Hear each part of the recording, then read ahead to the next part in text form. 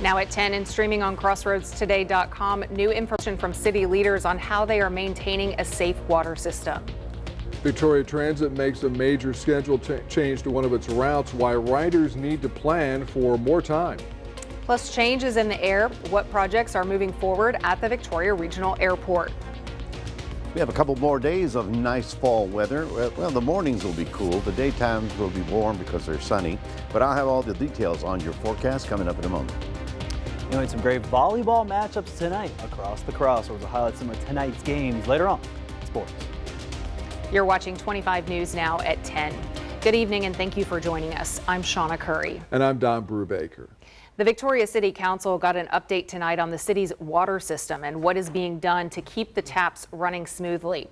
After 2 boil water notices in just a few weeks over the summer, a subcommittee dug into what went wrong and how to fix it.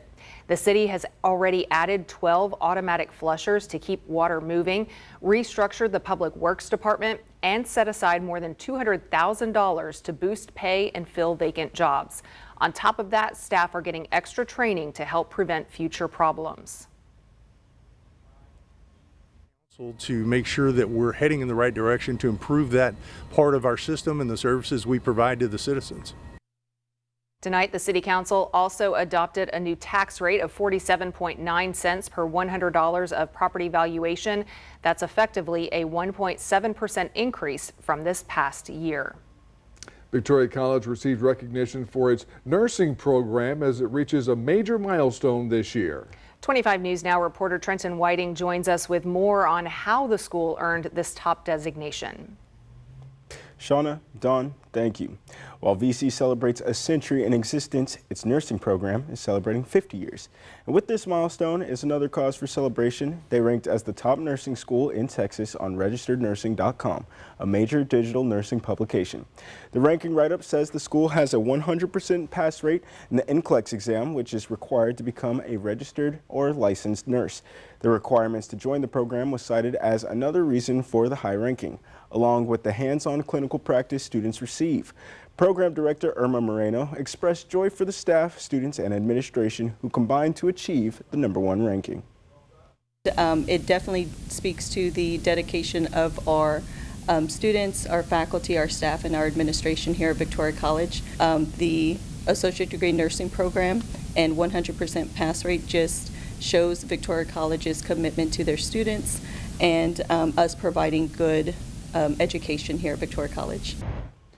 3,000 graduates have passed through the program since its inception 50 years ago. VC will hold a celebration next Monday in the Health Services Center at 1 p.m. to recognize the current students and staff for reaching this recognition.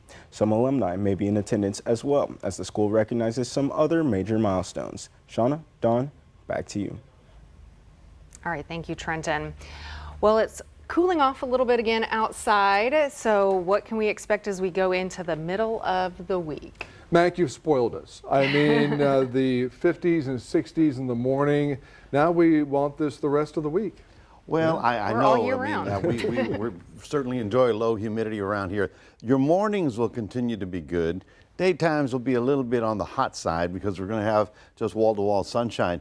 We actually had rain in deep South Texas today, and sort of that moisture is going to roll back up into our area and give us a slight chance for the next few days. But overall, you know, it's getting better. It's better than it was a month ago, okay? We'll have more in forecast coming up. Victoria County Commissioner Kenneth Sexton is pushing to fix J2 Ranch Road near Inez, which was damaged during the construction of the New Hickory solar farm. Heavy equipment tore up the road, and even now it is still in rough shape. Commissioner Sexton says New Hickory first refused to help, but after threat of a lawsuit, they agreed to pay $42,000. But the county has not seen a dime yet. A scheduled virtual meeting between the commissioner and the company also went nowhere. The Victoria Transit Blue Line is now running on an hourly schedule until further notice. Transit officials suggest riders on the Blue Line give themselves extra time when planning trips. This temporary change is to help the transit system keep service safe and reliable. For the latest updates, you can call the transit system at 361-578-8775. Changes are taking shape at the Victoria Regional Airport. Airport manager Lenny Lorena tells us the parking lot in front of the terminal is about to be poured and painted with a ready date in about 60 days, weather permitting. Also, the control tower will receive new radios and communication equipment. The last tower equipment upgrade was back in 2008. The terminal building upgrade is still some time to come, with grants worth $2.5 million, which are designated for one specific item. And that was for $2.5 million, and that's exclusively for the design portion of the building. So we will be designing the building. Once the design is done, then if the money is there, we will go to bids to construct it. Lorena says some of the new design features being considered include more overall space and covered walkways from the terminal building to the airplane. Lorena says the new design and construction is still a few years away at best. The FAA is once again warning airlines about the dangers of lithium batteries on planes. In a new safety alert today, the agency said these batteries can malfunction and spark fires. You'll find them in everything from phones and laptops to e-cigarettes and hearing aids. So far this year, the FAA has tracked 50 battery-related incidents. The alert urges airlines to think twice about how these batteries are stored, especially when they're tucked away in spots that are not easy to reach, like overhead bins or carry-on bags. The city of Rockport has asked the Texas Rangers to investigate an alleged altercation at Rockport City Hall. According to a police report, longtime city critic Andrew Kane says he was shoved by Ward 3 Councilman Brad Brundrent at the September 2nd meeting during a heated exchange after a budget workshop. Kane claims that Brundrent grabbed his arm, pushed him several feet, and threatened him after Kane accused him of lying about tax rates. Witnesses were in the room, but no arrests or citations have been made. Cracks, craters, chaos on your commute. Potholes are more than just annoying. They can wreck your car, drain your wallet, and test your patience. We're digging into why they keep popping up, what's being done to fix them, and where the worst offenders are. Today, we spotted a rough patch at North Nimitz and Beauvoir Street. Got a pothole causing problems on your route or just an eyesore? We want to see it. Send us a photo at staff@crossroadstoday.com. Governor Greg Abbott is expected to issue an executive order setting age requirements for THC products. The order follows a special legislative session that ended without the House, Senate, and governor reaching agreement on restrictions. According to the Texas Tribune, the order will set the minimum age at 21 to purchase THC products in Texas. It will also require ID checks, greater distance from schools, clearer labeling, and testing to verify THC content. Officials in the small East Texas town of Flint are looking for the person responsible for vandalizing a marble statue of Jesus this past weekend. The Smith County Sheriff's Office found the face and hands of the statue in front of St. Mary Magdalene Church had been vandalized Sunday morning. Officials were able to get video footage of the incident. That video shows the suspect, a white man wearing a black shirt and black shorts, walk up to the statue and begin shattering the hands, wrists, and part of the face before eventually running away. The sheriff's office said the statue cost more than $10,000 to build. Brownson Park in Victoria is closing for the next 2 weeks while crews install a new sidewalk and a paved walking trail around the park. The new sidewalk along Goodwin Avenue will provide disability accessible entry thanks to funding from the Federal Community Development Block Grant Program. Looking ahead, Pine Street Park renovations are wrapping up this month. Meadow Lane Park upgrades are planned for next year, and the Children's Park in Riverside Park will get a splash pad next year with a full play area renovation in 2027. Here's your viewer poll tonight. What type of park amenities would you most like to see added? Still in the lead, picnic areas and shade structures at 40%. Close behind, walking and biking trails at 38%. Dog-friendly spaces at 9%, the playgrounds and splash pads at 8%. The viewers speak. Carol Patru from Victoria says it would be nice to have inclusive playground equipment. Perhaps there are some playgrounds that are inclusive and I'm just not aware of them. There is a park in Iola, Kansas that has inclusive playground equipment for reference. Thanks for listening. Thanks for watching, Carol, and we want to hear from you. Visit crossroadstoday.com/vote to take part, and we thank you for voting.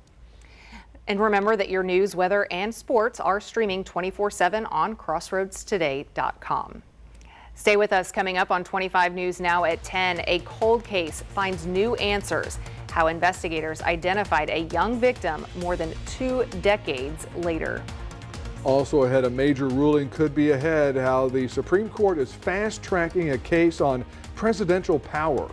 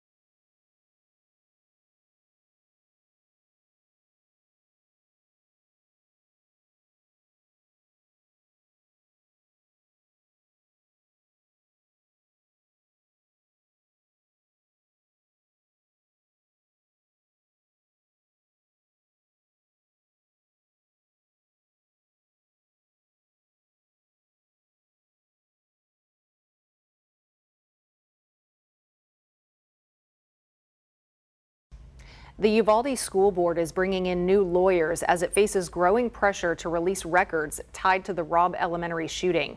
This is now the board's 3rd attempt at transparency. 19 children and 2 teachers were killed in May 2022, and much of the focus has been on the failed police response.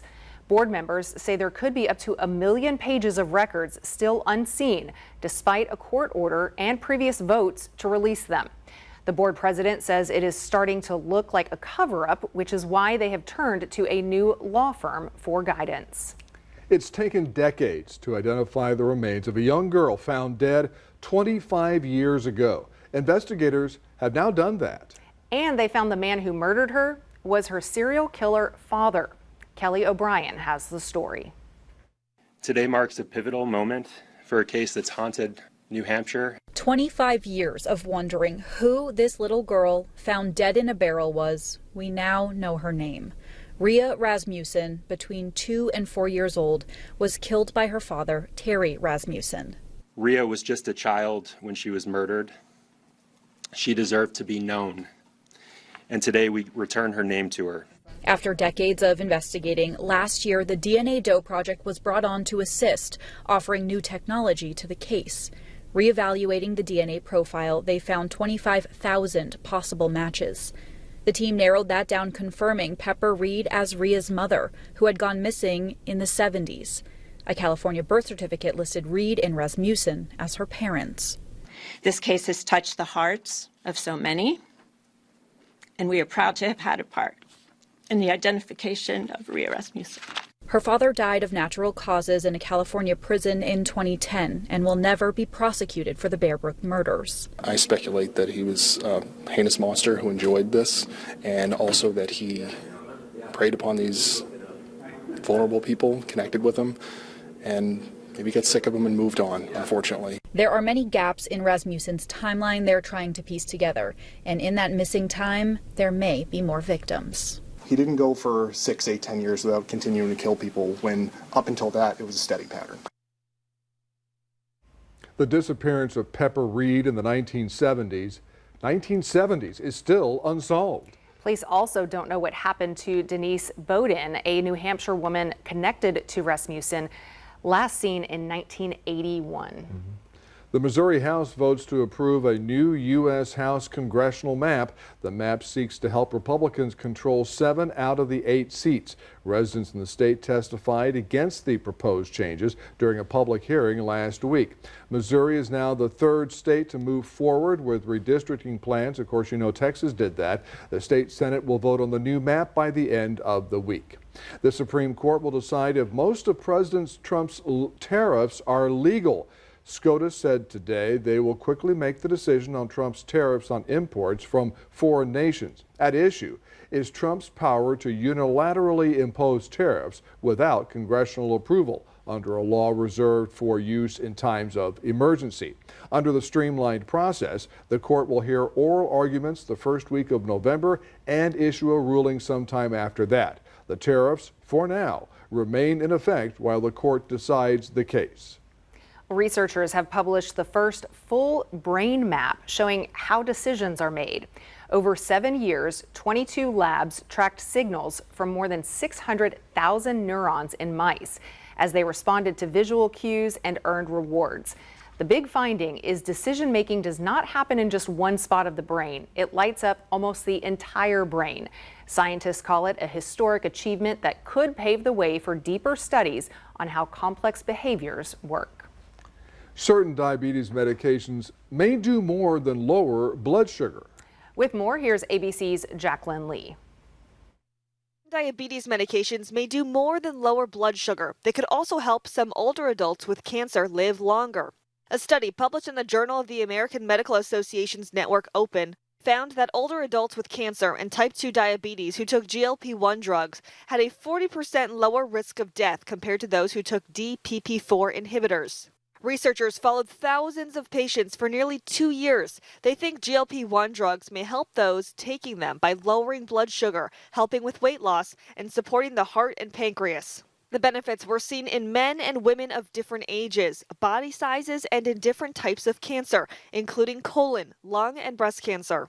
But before making any changes to your medications, be sure to talk to your doctor. And remember, what works for one person may not be right for everyone. With this Medical Minute, I'm Jacqueline Lee. It's the peak of hurricane season, but the Atlantic is quieter than usual. Normally, most storms form from mid-August through early October, with September 10th, tomorrow, marking the high point. But for the first time in nearly a decade, that peak is passing without any active storms. The last one, Tropical Storm Fernand, fizzled out back in August, and it looks like forecasters expect the quiet pattern to hold for now. Mac, one of your fellow meteorologists here, Jacob Lozano, says it's because of Saharan dust. Do you agree with that? Well, I certainly agree with that for the early part of the season. For this part of the season, I haven't seen that much dust come over, but I will concur that it doesn't look like we're going to have much of a season, which is all right, because things are slowing down and frontal systems are moving, and it just doesn't look like the peak of the tropical storm activity. So we'll take a look at that. We'll look at 75 degrees right about now. Tomorrow morning, it'll be very pleasant. We got up to 91 today. We've been as warm as 103. We'll be talking about seasonal weather coming up in just a moment. Back.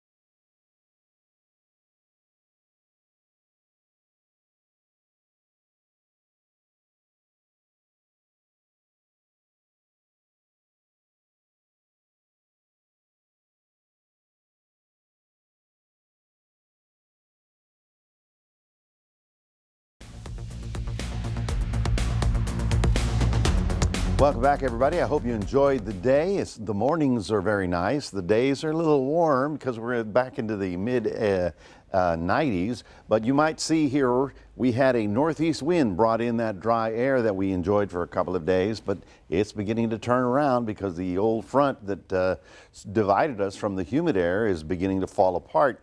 We take a look at the big picture and we see what's going on. Well, nice fall weather on the East Coast. So high pressures, big fronts will not allow tropical storms to come in. On the West Coast, the Pacific storm season has begun, and they're very excited about that because this may shut down. Well, let me say that they have not had a western fire season this year. And with this beginning now, early in the season, maybe they won't. So things are, shall we say, not exactly on the schedule that we usually see. While we've been on the dry side today, it's been rather moist down south of Corpus Christi. It was shower activity pretty much on and off all day long. As a matter of fact, on this map, you'll see what rain we actually fell. Obviously nothing in our area, but just below Oak, Kingsville, and Falfurrias, you can see showers all the way down to the Rio Grande Valley, so they're not complaining. The old front, you can kind of see it right about here. It is falling apart. By tomorrow, the southeast wind, not tomorrow, Thursday, the southeast wind will kick in, and that'll bring back the Gulf air into our region, so it'll feel a little bit more humid. But again, we were talking about the tropical storm season. Tomorrow, the 10th, is the peak of the season, and it is absolutely quiet. In fact, I was kind of see if this wave had any potential to develop, and none of the computer models are picking it up. So it looks like it's going to stay on the quiet side. On the Pacific side, it's much busier. There's going to be another storm right about here. If it stays off the coast, they'll be fine, but it's got an 80% chance of becoming a tropical storm within the next 5 days. And out here in Hawaii, of all places, we had Tropical Storm Kiko falling apart. It wasn't a direct hit, which was good, but they did get some big surf and some nasty rain out of the Big Islands. Well, here's what we're looking at tomorrow morning. So if you're getting up early, nice cup of coffee on the patio. It's going to be really nice, 65, the low in the city, but with the sunshine, we'll get up to 95 as a high temperature. So yes, our temperatures will be topping out. But what's the major difference this week is the amount of humidity in the air. This afternoon, we were at 35%. By the time we get to Thursday, you can see how that moisture sort of streams back up into our area with the southeast wind, and you'll feel a little bit of more moisture and possibly 1 or 2 little showers. But by and large, what you really feel is the return of the humidity. Looking sunny tomorrow, very nice down in Port Lavaca, getting up to 95 in Cuero with wall-to-wall sunshine. So things are looking pretty good for us. Tomorrow's a beautiful day. Then we start picking up that moisture, and you'll see 1 or 2 little garden variety sea breeze showers in the afternoon, but these will be very light and hardly worth mentioning, but you'll feel it with the humidity rolling back. That's your 7-day forecast, reminding everybody we do have a QR code. Love for you to scan that, put Crossroads Today on your phone, and Max, I have got you covered for Friday night football. Love that, Mac. Again, doesn't seem like any storms or anything's going to happen there for Friday Night Football for Week 3 action, because we got a big match between the Ganado Indians facing the East Bernard Braves. I'll tell you that matchup coming up next.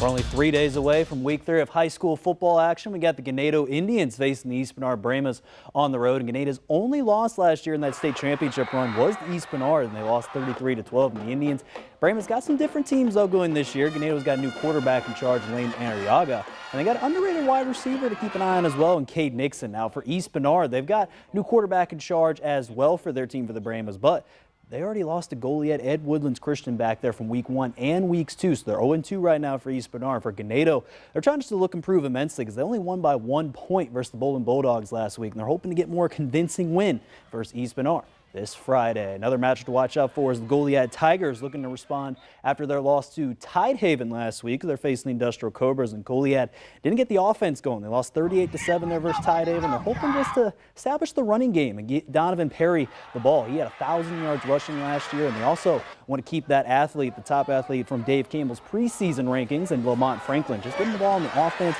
on the pass or running game there. Now for Industrial, Cooper Francis has got to make some plays, and Cooper Martin, the running back's got to make some plays. They want to get the big time upset. So we're going to see, because again, for Industrial, they got a challenging road ahead, and for Goliad, they want to get some big time wins as well. Over to now volleyball action. We got a lot of games that happen here in the crossovers. We're going to start first with the Victoria East Titans, who begun district play tonight versus Richmond Randall at home, and the Titans would take care of business with Cameron King having 12 kills tonight with 14 digs as well. And Lily Rather had 11 kills and 1 block. But the star of the game will go to Jade McIntosh. She had 14 assists, 13 digs, and 6 kills. And also after the game would celebrate getting 1,200 career assists in her volleyball high school career. So big congratulations to Jade McIntosh. And for East now, get a big time 1-0 win in district. They're going to head to Houston Thomas there this Friday. How about Victoria West, where they had their first district game against Fort Bend Kebner tonight. And again, they won this game in straight 3 sets. And our viewer poll winner there from earlier, and Bella Bazell, had 9 kills tonight, and Tatum Boyce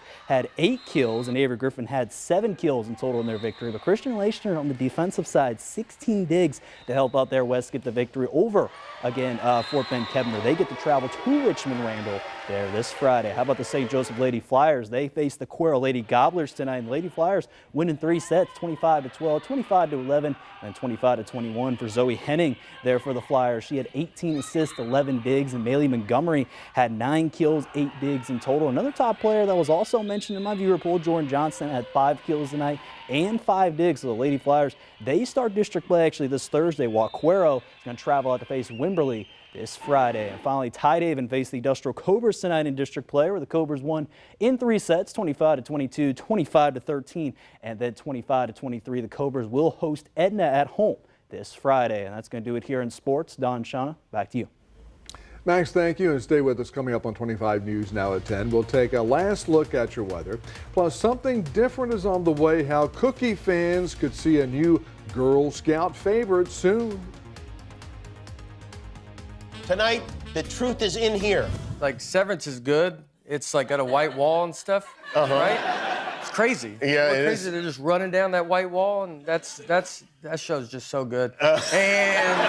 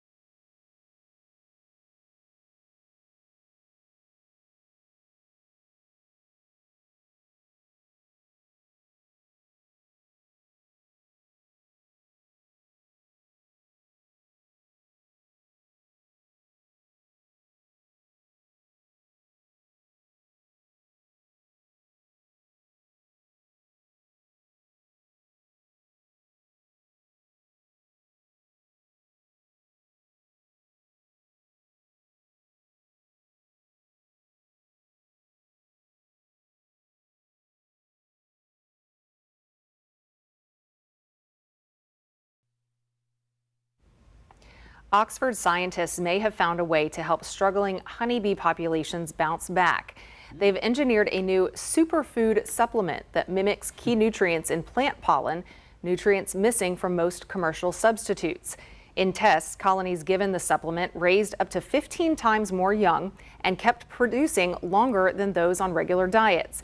Researchers call it a potential game changer for beekeepers, with large-scale trials starting soon and commercial production expected by 2026. Interesting. From bees to flowers, a big milestone for Victoria Flower Shop. McAdams Floral celebrated 50 years of blooms with a grand reopening today in Victoria. Mayor Dwayne Crocker proclaimed the day McAdams Floral Day. McAdams Floral has been decorating our 25 News Now studio for the holidays for decades. It always makes us feel like Christmas when we see their decorations in the studio. Congratulations to McAdams Floral. And not just the look around the set, but the smell, it has a nice smell. The Christmas fresh, crisp smell. It tells you we're in Christmas time. That's very inspired producing, by the way, because without the bees, McAdams is not going to have flowers. Exactly. That's right. So we're helping them stay in business for another 25 exactly. years or more. I'm sure the McAdams appreciate the bees because they do all the pollinating.